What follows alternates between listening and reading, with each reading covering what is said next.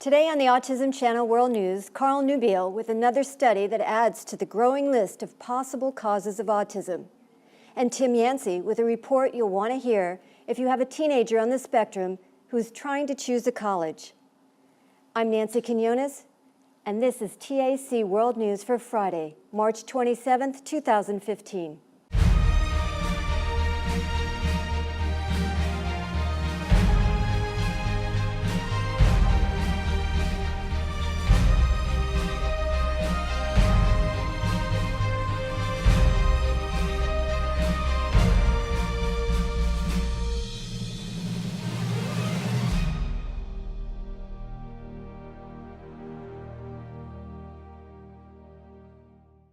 Carl Nubiel's science and research reports often add to the growing list of items believed to increase the risk of autism. And he has another addition to that list today. Carl? Thank you, Nancy. In recent years, technology has become better and better, and assisted reproduction births have evolved right along with it. But there hasn't been a lot of study on the long-term outcomes of these new techniques. At the Autism Channel, we particularly want to know how assisted technology births affect the rate at which children develop autism. A study of 6 million births was recently published in an online paper in the American Journal of Public Health. In it, single births did not fall outside the normal autism rate. But children of multiple births with assisted technology were twice as susceptible for developing autism. While much of the connection between assisted technology and autism could be explained away by factors such as age and education of the mother or age of the father, this study adjusted for these factors. But even after the adjustments, the risk for the children delivered in multiple births with assisted reproductive technology remained higher in mothers aged from 20 to 34 years old. Assisted reproduction technology encompasses many techniques, but this study aspires to answer why there have been sudden spikes of autism in many parts of the United States and even the world. The study was a large collaboration between Columbia University, Fordham University, and the Centers for Disease Control and Prevention. A lot of information was gleaned from many different types of records from nearly 6 million live births, the majority coming from a decade of information from California. Scientists in charge of the study felt that these results gave them information on where to look in future studies. Dimitri Kissin, a health scientist in the CDC's Division of Reproductive Health, says this is the largest such study to date. Nancy? If you've got a teenager on the spectrum that wants to go to college, you may have discovered there aren't a lot of good resources to figure out which colleges have ASD support programs and which ones don't. That is about to change, and Tim Yancey has the story of the mother who has set that change in motion. Dawn Marcotte is an information technology pioneer. She needed information that wasn't all in one place. She figured out other people wanted it too, and she decided to do something about it. She also volunteered to tell us about it too. She joins us via Skype. So Dawn, tell us the problem you found getting information and how you went about solving it. Okay, well that's pretty easy. So I have a teenage daughter who happens to be on the spectrum. She's a sophomore now in high school. And when she got to be a sophomore, we started getting brochures from colleges, which of course, made us start thinking as parents, perhaps we should check into this. So I just did what most people probably do, go to Google and start searching for colleges. But what I found was that the search engines out there have a variety of information, but none of it has anything to do with support services for special needs, and certainly not for autistic kids. So that was a little frustrating. There was a lot of information about housing and number of students and costs and things like that, but nothing about support services, whether they even existed or not. So I did a little more digging, came across some websites where they did have that information, but those websites made lists. It wasn't searchable, so you had to click on a link and go to that college and read through that website and so forth, do a lot of legwork. And that also was a little frustrating to me. I wanted something that was searchable so I could choose in the area that we live in and maybe the majors or whatever criteria I needed, but I also wanted that information on support services.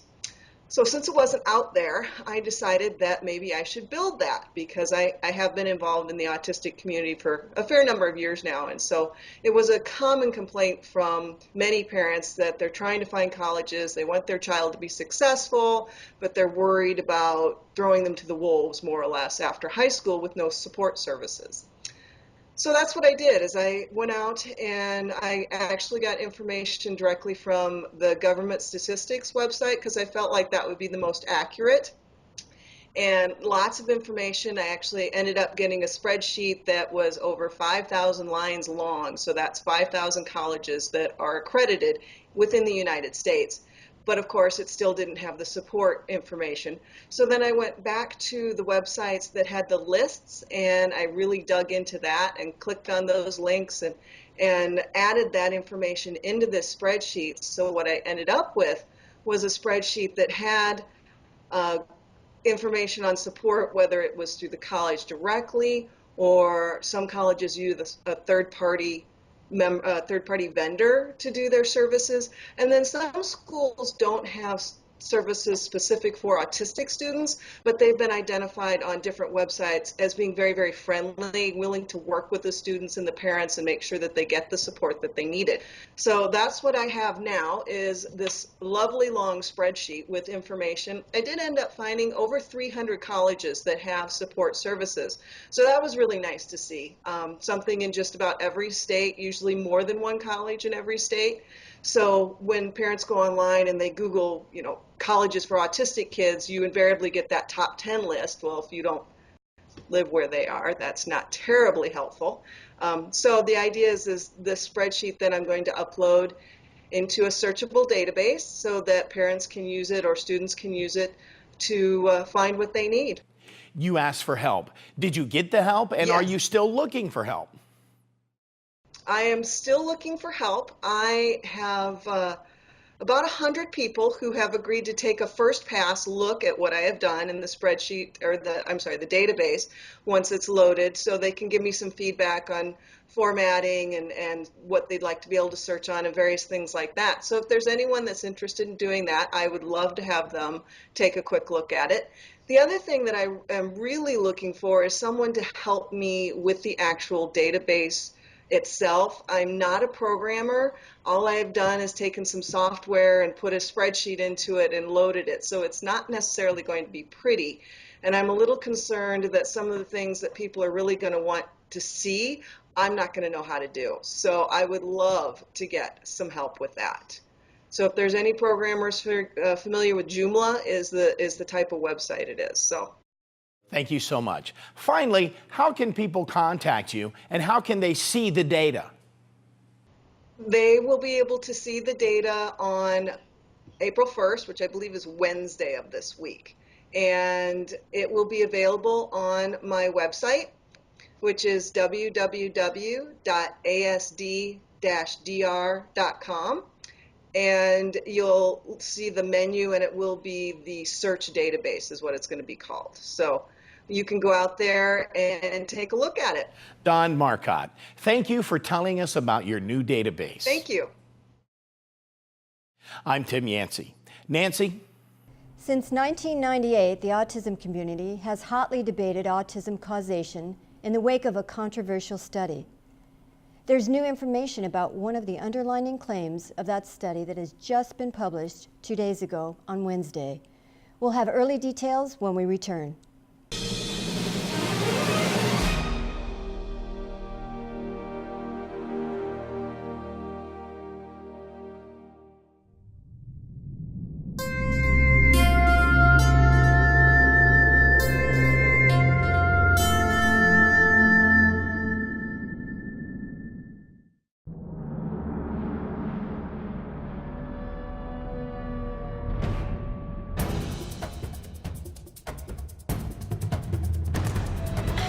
Well, I've gotten almost 500 calls, 490, I think, from folks who have had a horrible experience in the park. The commonality of those calls is astonishing.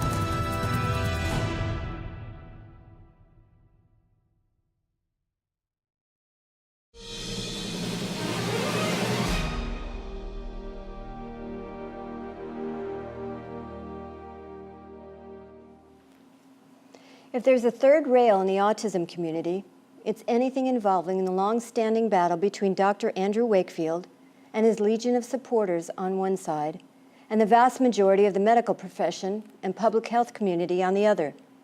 The battles between the two groups have been so fierce that they have overshadowed, at times, autism itself. For the record, Dr. Wakefield was lead author in a small 1998 study that tried to establish a link between measles and gastrointestinal problems in children with autism. The authors claim the measles virus persisted in the gut of the autistic children in the study.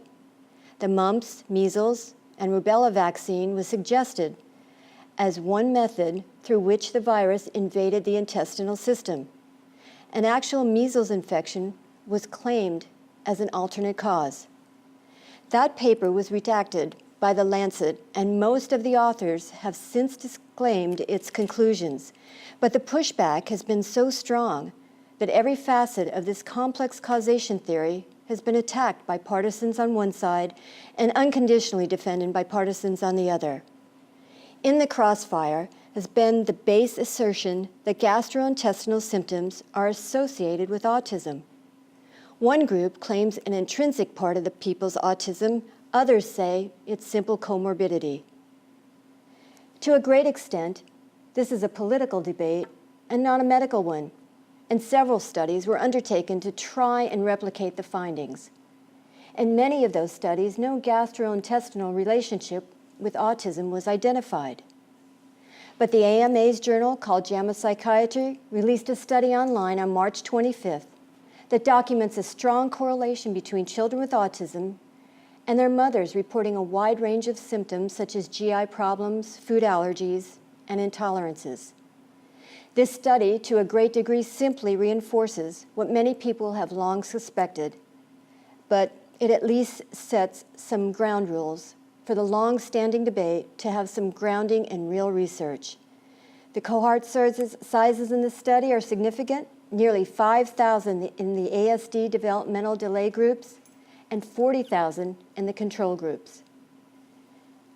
The Autism Channel World News is now working on a comprehensive piece on what this means. Expect to see it soon. That's the Autism Channel World News for Friday. For our news team and everyone at the Autism Channel, please join us again as we continue to unlock the wonders of autism. See you next time. I'm Nancy Quinones.